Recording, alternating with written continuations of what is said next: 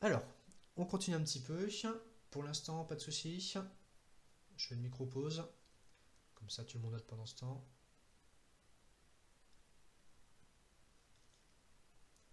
Alors, deuxième propriété. Donc, deuxième propriété, c'est cette fois-ci montrer que l'image d'une famille génératrice de E est une famille génératrice de IMF. Attention, point très important, c'est IMF à l'arrivée. Donc si vous reprenez l'énoncé qui est sur le côté, on part d'une famille G égale G1Gn génératrice de E, et on va montrer que f de G1 jusqu'à f de Gn est génératrice de l'image. Alors on va poser ça vite fait.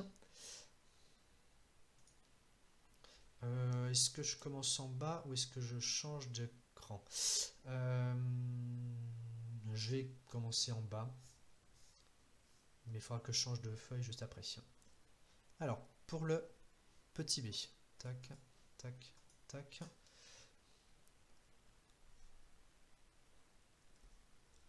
Donc G1 jusqu'à Gn, génératrice de grand E. On veut montrer que, alors attention effectivement, l'IMF ici, c'est bien l'espace image qui est différent a priori de l'espace d'arrivée. On va y voir tout de suite là, juste en dessous, pourquoi est-ce qu'il y a une première condition. Donc là, montrons que f de G1 jusque, etc., f de Gn engendre, je vais l'écrire comme ça, engendre IMF. Alors, autrement dit, ce qu'on veut, tac, ce qu'on veut, c'est que l'espace vectoriel engendré par f de G1 jusque f de Gn soit égal à IMF. Donc le point de départ, c'est ceci. Or, on a une égalité d'ensemble. Attention, deux ensembles. Pour montrer une égalité d'ensemble, plutôt de sous-espace vectoriel, ce qu'on a vu essentiellement, c'est la double inclusion. Petite parenthèse, de manière générale, on avait vu une autre propriété qui était inclusion plus égalité des dimensions donne égalité sous espace. Mais ici, l'ensemble vecte de f de G1 jusqu'à f de Gn et l'ensemble IF, on ne connaît pas du tout leurs dimensions, donc on va le faire à la main. Donc deux points. Le premier point que je vais placer juste en dessous ici. Or, inclusion gauche-droite. Je mets un petit symbole à côté pour montrer ce qu'on fait. Si on regarde f de G1 jusqu'à f de Gn, chacun des f de Gi appartient à IMF. Donc f de Gk, ce sera plus facile à lire, appartient à IMF. Or, lorsqu'on considère vect de f de G1 jusqu'à f de Gn, on est en train de faire des combinaisonnières de ces fameux f de Gk. Mais IMF, qu'est-ce que ça comme propriété particulière qui va nous aider ici, à votre avis? IMF, qu'est-ce que ça a comme petite propriété qui fait que ici ça va fonctionner?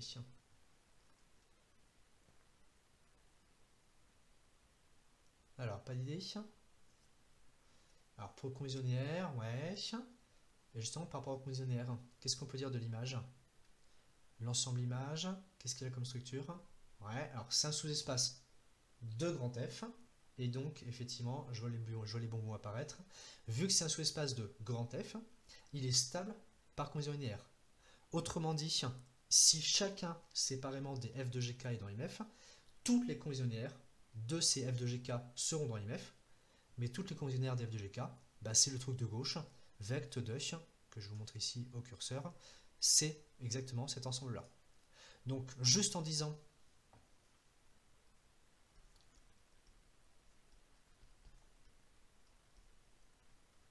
que IMF est stable par combinaison linéaire, c'est gagné. Donc plus précisément, même plus que or, on va peut-être tout simplement dire car. Je rectifie en couleur, comme ça vous le verrez peut-être un tout petit peu mieux. je sais pas si c'est bien lisible ceci. Tac, tac, pas du tout. Hop, je le mets un petit peu plus gros. Vous me direz si ça marche un tout petit peu mieux comme ça, puis après je vais refaire mesure. Alors, donc ici, on veut montrer quoi tout à droite. C'est montrer que f de g1 que f de gn engendre IMF. Et là, c'est par contenir. Donc ici, une inclusion automatique qui tombe toute seule. Chacun f de gk est dans IMF, l'image est sa part contenir, donc c'est gagné. Je vous laisse 5 secondes, comme ça, au passage, s'il y a des questions, je regarde, et je vais devoir changer de page. Voilà. Alors, dire que IMF est stable par contenir, ça sert à dire que, alors, a priori, définition de l'image, f de truc est dans IMF.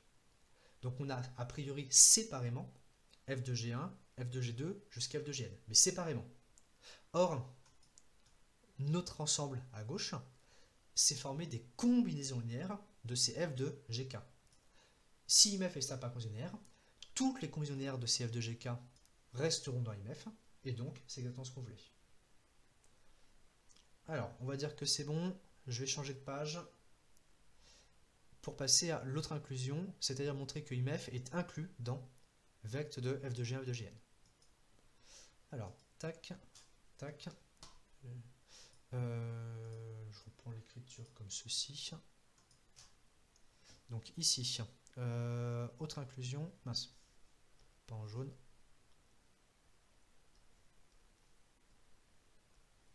Là j'ai pris un truc plus gros. Bon, peut-être pourquoi pas, ça peut être plus lisible, vous me direz.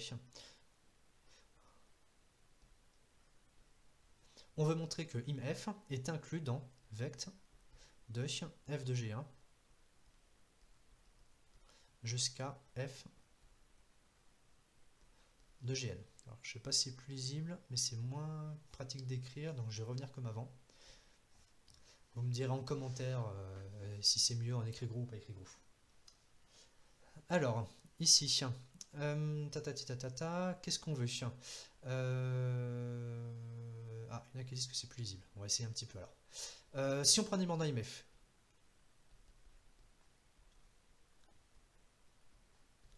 on prend un petit y dans IMF, on veut montrer que, donc là on revient en fondamentaux avec l'inclusion d'ensemble, montrons que y appartient à vecte de, bon là je ne recopie pas, tatati. Dire que y est dans IMF, traduction.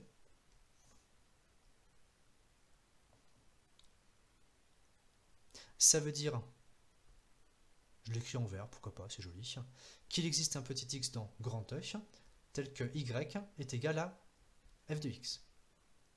Maintenant, deuxième chose, ce petit x, vu qu'il est dans grand E, et vu que la famille G1, Gn est génératrice de grand E, on va avoir l'existence de alors plein de coordonnées qu'on va appeler xi, c'est assez classique, donc de x1 jusqu'à xn, appartenant à kn, donc eux c'est des gentils scalaires, tels que petit x, ce soit la somme des x indice k, on n'a pas de k pour l'instant, fois gk, pour k allant de 1 jusqu'à n. Donc ici, tac, tac, principe de base. Rappelez-vous, tous ces trucs-là, il faut savoir les faire de manière complètement mécanique. On veut traduire une inclusion. On prend un élément à gauche, on veut montrer qu'il est à droite. Notre élément à gauche, il est dans l'image. Définition de l'image. Il y a un antécédent dans grand E. Il existe x dans E, tel que y égale f de x. Or, définition de famille génératrice, je peux vous le remettre ici au passage, entre parenthèses.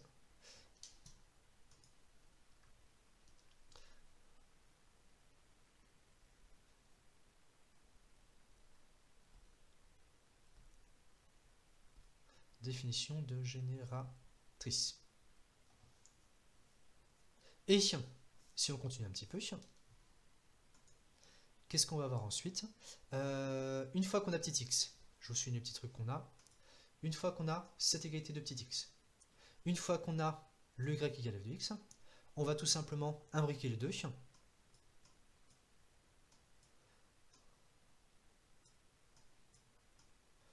pour se retrouver avec, tout simplement, y égale f de cette somme, donc somme des xk, gk, pour k allant de 1 jusqu'à n. Propriété 1, image non conditionnaire d'image. Conséquence, on va pouvoir décomposer cette image en la somme pour k allant de 1 à n. Les petits scalaires xk vont sortir, et à côté, il va nous rester les f de gk, parce que les gk sont des vecteurs. Mais si on regarde bien ça dans les yeux, y, qui est ici, c'est écrit comme une somme des xk f de gk. On a donc un élément de vecte des f de gk. Je vais l'écrire comme ceci, histoire que ce soit un tout petit peu plus compact, avec k allant de 1 jusqu'à n. Conséquence, on a bien y qui est où on voulait, donc on a notre conclusion, et c'est gagné. Est-ce qu'il y a des questions sur cette deuxième inclusion? Comme ça, vous recopiez bien tranquillement, 5 secondes, et puis après j'avance. Alors ça a l'air bon. Alors, pourquoi juste f de gk? Juste parce que j'ai pas la place. Du coup, c'est f de gk avec, attention, avec tous les petits k qui évoluent entre 1 et n. Hein. Donc là, ici, pas oublier ce petit machin-là qui est en dessous, qui est entre 1 et n. Mais sinon, c'est la même chose qu'avant. Hein. Alors, si je reprends notre énoncé, petit c.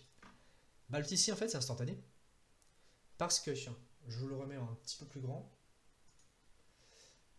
Alors, si vous regardez bien le petit c, on a comme hypothèse f surjective. Mais si f est surjective, bah tout simplement, ça veut dire que imf, l'image de petit f, est égale à grand F tout entier. Donc si on recopie la ligne du dessus en remplaçant imf par grand F, bah c'est instantané. Donc là, on va juste dire évident, car imf égale grand F. Il nous restera ensuite le petit d, dire que l'image d'une famille libre reste une famille libre si on part de si on a une application injective. Donc je reprends mon tableau, tac, je reprends le tableau en grand, et on enchaîne un petit peu. Alors, petit c, on a donc dit. Alors, le petit c.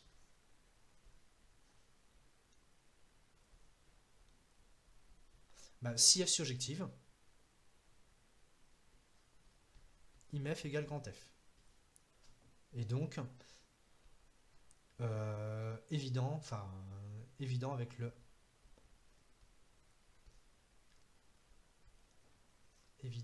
avec le petit b. Donc ça, c'est réglé. Petit d. Alors pour le petit d, ici, on va vouloir partir d'une famille libre. Et on veut montrer que son image est libre aussi. Donc j'ai profité du bas de la page pour poser une notation, et après par contre, je vais devoir changer. Alors petit d. Donc hypothèse, E1 par exemple, je change un tout petit peu de notation, jusqu'à En, libre. On a aussi F injective. On veut montrer que F de E1, F de En est libre.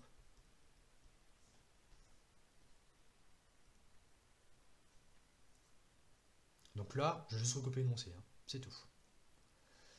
Une fois qu'on a ça, définition de famille libre, qu'on va appliquer au f de 1 jusqu'à f de n, rappelez-vous, on se focalise sur le but.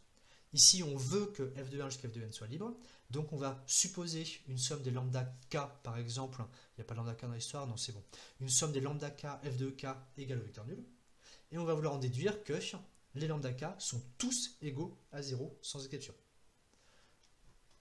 Je passe 3, 2, 1, page suivante.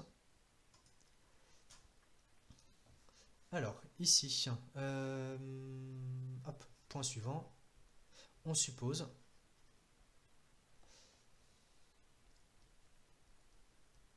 somme des lambda k f de ek pour k allant de 1 à n égale au vecteur nul. Alors attention ici, micro détail, les f de ek, on est passé dans l'espace d'arrivée de l'application, donc on est dans grand F, donc ici c'est le vecteur nul de grand F. Et on veut montrer que lambda 1 égale 3 petits points égale lambda n égale 0.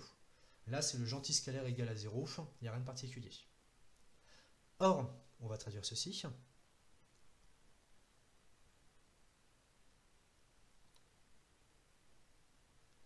Tac. Tout ceci.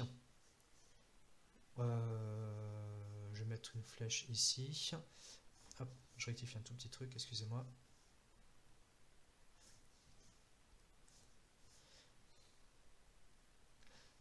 Si on regarde la somme de lambda k de k égale à 0f, le côté gauche, c'est une combinaison linéaire des images.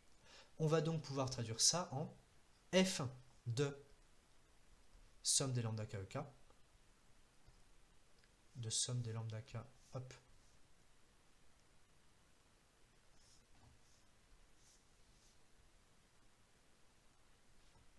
égale à 0f.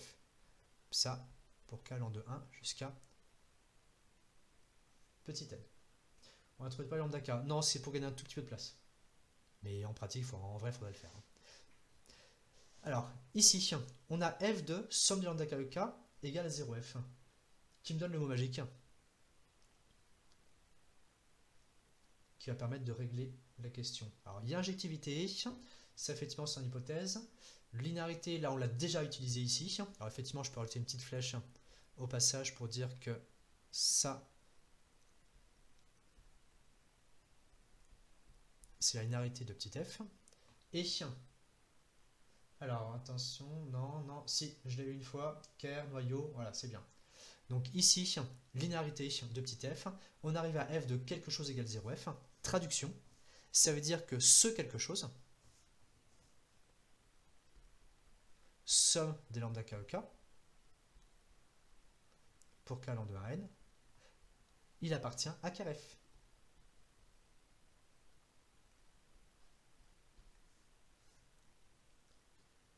Autrement dit, si cette somme de lambda k ek est dans le noyau, donc ça c'est juste une définition, comme l'application est injective, le noyau c'est quoi? Application injective, le noyau, voilà. Alors attention, 0, alors je vois du 0f, ce ne serait pas du 0f. Si on pense au noyau, rappelez la définition, c'est des antécédents, c'est l'ensemble des antécédents du vecteur nul, donc il est réduit à le singleton vecteur nul. Donc très bien. Donc, je mets entre parenthèses f injective, somme des lambda k ek est égal à 0, alors cette fois-ci, de grand E. Et maintenant, deuxième mot magique qu'on va utiliser ici, vu qu'on a une somme des lambda k ek égale à 0h, alors pas injectif, ouais, là je vois les mots apparaître, on a une famille des E1, EK, des E1, pardon, EN qui est libre, donc comme on est arrivé, c'est acquis ici, rappelez-vous, c'est un donc, c'est une affirmation, comme on a obtenu une combinaison linéaire des EK qui est égale à vecteur nul, ça veut dire que chacun des petits coefficients est automatiquement nul. Donc on conclut ainsi.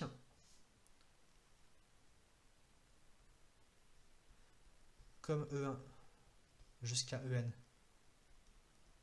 est libre, on a lambda 1 égale 3 petits points égale lambda n égale à 0. Et c'est gagné. Alors, la conclusion, alors, si je refais un petit processus rapide. Hypothèse, c'est la définition de famille libre. Alors attention, on veut vérifier la définition de famille libre sur les f de ek. On la met en place avec le petit scalaire lambda. Or, si on regarde bien ce qu'on suppose, ça serait écrit f de somme des lambda k ek égale à 0f. Mais ce truc-là, ça fait tilt, c'est la définition du noyau. Donc, somme de lambda k ek est censée être dans le noyau. Ensuite, comme l'application est injective, ce noyau-là, il est réduit au vecteur nul. C'est pour ça que, comme f est injective, on obtient que cet immense vecteur est en fait le vecteur nul. Et maintenant, attention au mécanisme, en utilisant le fait que E1 jusqu'à En est libre, en utilisant, je dis bien ici, le fait que E1 est libre, on en déduit que les lambda 1 jusqu'à lambda n sont tous égaux à 0. Donc attention à double aspect, on veut vérifier la définition de famille pour les f de EK, et pour ceci, on va utiliser la définition de famille pour les EK. Et on a fini notre démonstration, donc on est bon là-dessus. Donc fin de cette démonstration 2. Alors, je vous laisse 5-10 secondes, voir s'il y a quelques questions et prendre les notes éventuellement dont vous auriez besoin. Et après, on va repasser doucement au poly. Remarque, de toute façon, je peux commencer avec le poly un petit peu plus grand et vous aurez toujours le tableau à côté. Alors, vous me direz, n'hésitez pas à me dire dans Discord ou en commentaire comme vous le sentez. S'il a les passages comme ça, de grand à petit, c'est pas trop compliqué à gérer l'affichage, si ça vous perturbe pas trop. Alors, l'utilité, c'est une hypothèse de la propriété. L'injectivité, c'est une hypothèse. Oui, c'est une hypothèse de l'énoncé. Si vous regardez l'énoncé là que vous avez sous les yeux, au petit d, on suppose qu'il a fait injective. Alors, si on avance un petit peu là-dessus, qu'est-ce qu'on va voir ensuite? J'essaie de laisser tout ensemble, comme ça c'est bon. Alors, on est censé avoir de nouveaux théorèmes qui vont arriver. Alors, un théorème qui est assez abstrait. La démonstration est assez formelle, on ne va pas la faire, il n'y a pas de technique très particulière, c'est juste du gros raisonnement un petit peu abstrait. L'énoncé en revanche va être très pratique. On se place dans grand œil spatial dimension finie. Donc ça, voilà, hypothèse classique. Une application linéaire sur E est déterminée de manière unique par l'image d'une base. Ça, c'est en une phrase la synthèse de la propriété. Plus précisément, qu'est-ce qu'on veut dire par là? Si jamais on choisit une base, de grand E, ce qu'on va nous dire en fait, c'est que si on connaît les f de EI, automatiquement on connaît l'application linéaire tout entière. Connaître les images des n vecteurs de base, ça suffit à connaître f de n'importe qui.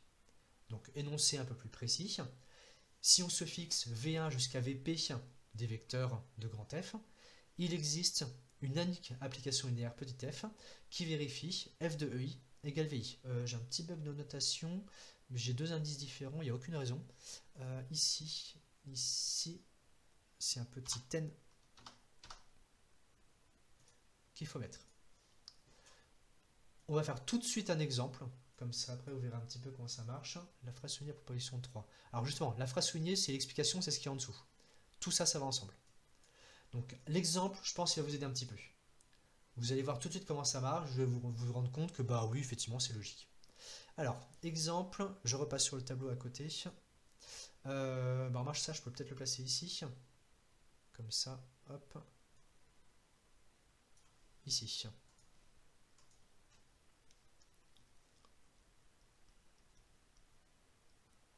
Exemple sur le théorème 3.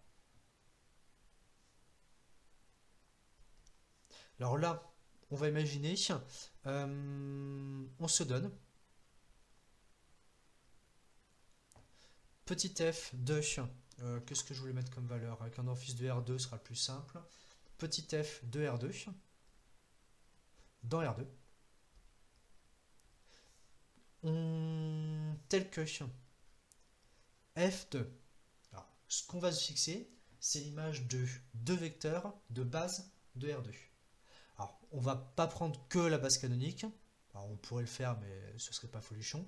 On va imaginer que par exemple f de 1, 0, c'est, j'en sais rien, 3, 4. Je mets ça au pif. Et on va prendre f de 1, 1 égale à, j'en sais rien, moins 1, 7. Bien sûr, vous l'avez compris, là les chiffres à l'arrivée, ils sont complètement au pif. Et la question à laquelle on va répondre, c'est tout simplement qui est petit f.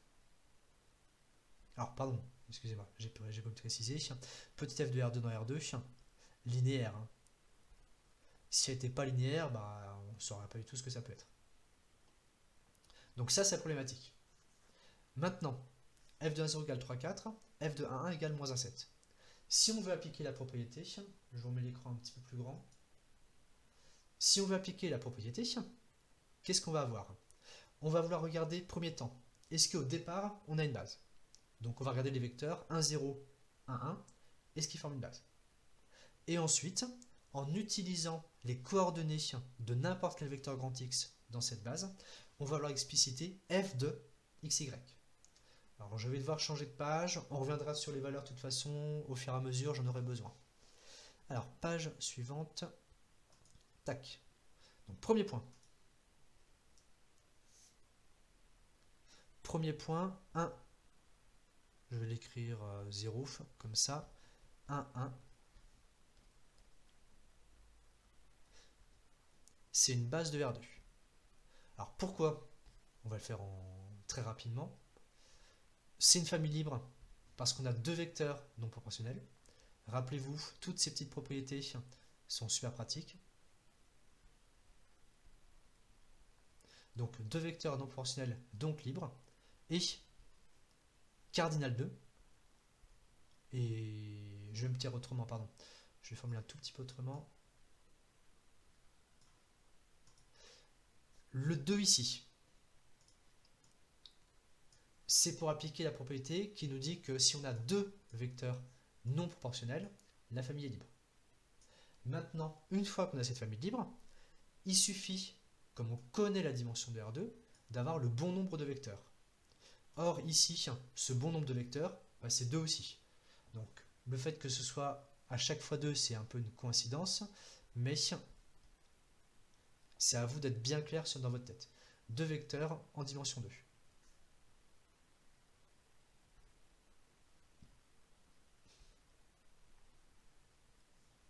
Donc ici, tac, tac.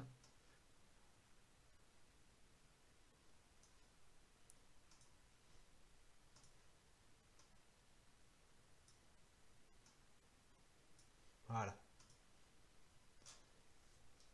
Pour c'est pareil ici. Oui, bien sûr, c'est pareil. Ensuite, on a aussi besoin de coordonnées. Alors là, volontairement, j'ai pris des valeurs très simples. Du coup, ça va se faire complètement à la main. Ah, c'est pas en vert. Tac. Alors, gomme, pouf. Crayon, pouf.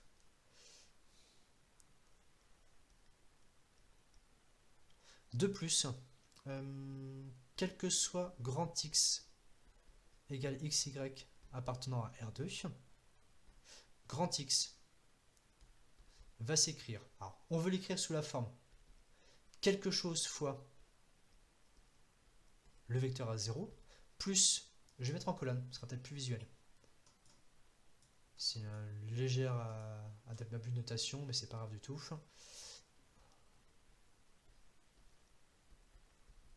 Et on va avoir plus quelque chose fois 1, 1. Et si on a ça, bah les deux quelque chose, ce sont tout simplement nos coordonnées. Donc fois 1, 1, ici. On regarde vite fait ce qu'il faut mettre. Pour la première coordonnée, pour la deuxième coordonnée, pardon, on a truc fois 0 plus machin fois 1. Donc le machin, vu que grand X est censé être égal à XY, c'est forcément petit y ici. Et une fois qu'on a ça, première coordonnée, truc plus y est censé donner x. Donc on a ici x moins y qui apparaît. Donc là, c'est juste du bidouillage pour trouver à la main les coordonnées. Conséquence, ça je vais mettre en petite note. Qu'est-ce que je voulais ici? Donc ça et ça.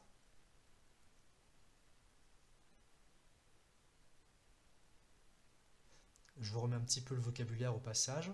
Ce sont les coordonnées de grand X dans la base 1, 0, 1, 1.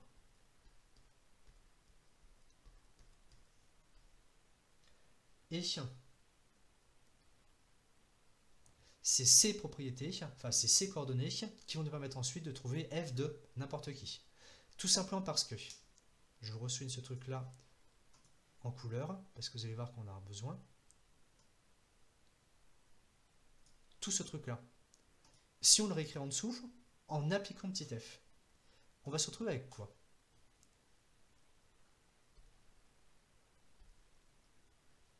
F de grand X. C'est donc f de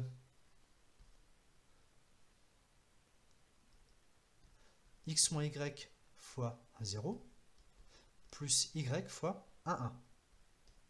Je mets des grandes parenthèses volontairement.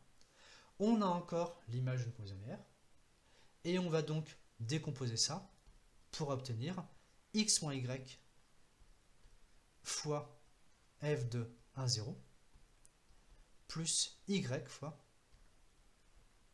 f de 1, 1. Donc ça, c'est tout simplement parce que f est linéaire.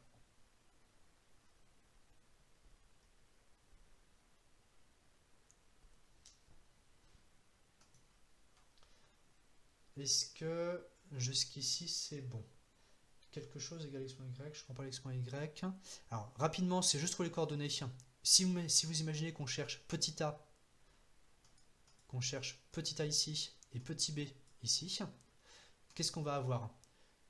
Si vous regardez les deuxièmes coordonnées, rien plus b égale y. Donc b égale y. Une fois qu'on a ce petit y, on est censé avoir a plus y égale x. A plus y égale x. A égale x moins y. Donc vous regardez tout simplement coordonnée par coordonnée et c'est plié. Pourquoi c'est 10 et 11 qui restent dans F? Alors c'est pas, enfin 10 et 11, oui, 1, 0, 1. Alors encore une fois, le même principe, on a l'image de congénère, mais dans cette histoire-ci, hop, je vais vous le remettre là, on a lui et lui, ce sont les scalaires.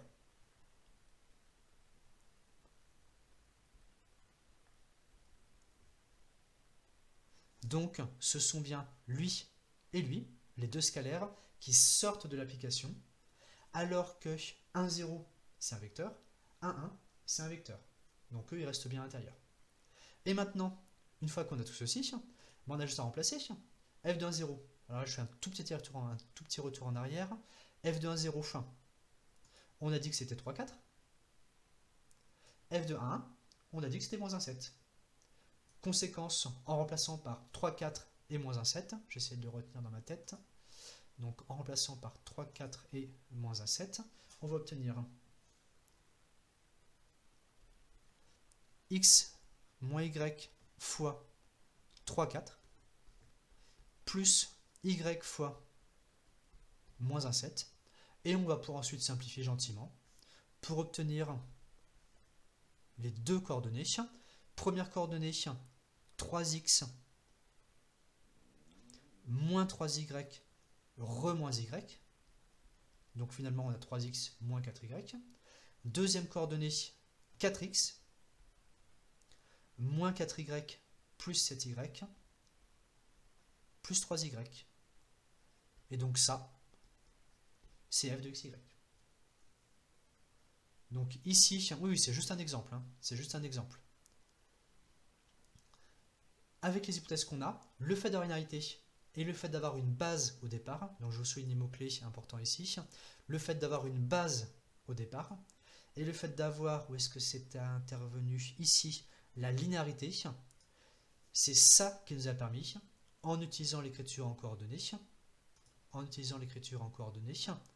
d'avoir toute une série de calculs qui permettent d'aboutir à l'écriture précise de petit f. Alors, en pratique, ce truc-là, je vous le dis honnêtement, là, bon, c'est juste pour faire voir un petit peu que, bah oui, ça marche, et vous imaginez bien sûr, sans problème, si au lieu d'avoir 2 vecteurs de base, vous aviez 5 vecteurs de base, le même principe s'appliquerait, il y aurait juste plus de termes, c'est tout. La démonstration, ce serait juste un truc technique avec ça, il faudrait écrire des grandes sommes avec des indices et compagnie, mais ce serait exactement le même principe. Il n'y aurait pas de piège particulier, juste de l'abstraction en plus. En pratique, ce qu'on va voir au fur et à mesure, c'est que cette démonstration, enfin cet exemple, c'est pas non plus la panacée. au fur et à mesure, ça arrivera doucement, on va voir un petit peu justement, on va un petit peu plus arriver sur ces histoires de qu'est-ce qui se passe si on change de base. Si au lieu de prendre la base canonique, on prend la base 1.0 à 1, si au lieu de prendre telle base, on prend telle autre base, qu'est-ce que ça signifie sur l'application. Mais il nous manque encore des gros outils pour arriver à mettre ça en place. Ça nous finit ce petit exemple. Alors, je peux vous basculer, paf, le PDF en grand. Comme ça, vous allez pouvoir encore le finir un petit peu, si vous le renoter si vous voulez. Et par contre, on va avancer doucement sur les propriétés. Alors, je remonte un petit peu, comme ceci. Alors, propriété suivante, qu'on va regarder un petit peu. Intelligence angulaire, donc libre génératrice, oui, ça aurait pu marcher aussi. Mais vu qu'on voulait les coordonnées, non, c'est indépendant. Ou on aurait pu aussi, ça marche très bien. Alors, théorème 4. Alors lui, on a encore plus d'abstraction. Parce que ici, alors autant avec l'histoire de base, vous avez assez vite des exemples numériques, des coordonnées, comme on vient de le faire ici.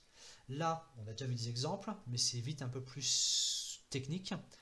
Si, au lieu d'avoir une base, c'est-à-dire n vecteurs qui font une base de grand E, on a deux sous-espaces supplémentaires. Donc le principe est exactement le même. Si on a deux sous-espaces supplémentaires, on va pouvoir entièrement déterminer l'application par ces restrictions à E1 et E2. Vu qu'on est sur des sous-espaces, on ne peut pas se contenter de dire « Ah, je vais prendre f de machin truc ». Parce que f de machin truc, lorsque truc est dans E1, ça revient à se donner... Pardon, c'est pas f, c'est U. Ça revient à se donner une application linéaire, petit u, indice 1 sur E1, une autre application linéaire, U indice 2 sur E2, et dire qu'à partir de ces deux applications linéaires, on peut construire une unique application, petit u, telle que les restrictions à E1 et E2 soient U1 et U2. Donc celui-ci, alors, il n'est pas évident du tout. Pour l'instant, c'est une première approche. On fera au fur et à mesure des exemples, on croisera un petit peu des exercices où ça intervient, mais c'est un petit peu un cran au-dessus. Je préfère largement pour l'instant que vous insistiez sur le théorème 3, qui sera beaucoup plus essentiel au fur et à mesure. L'autre,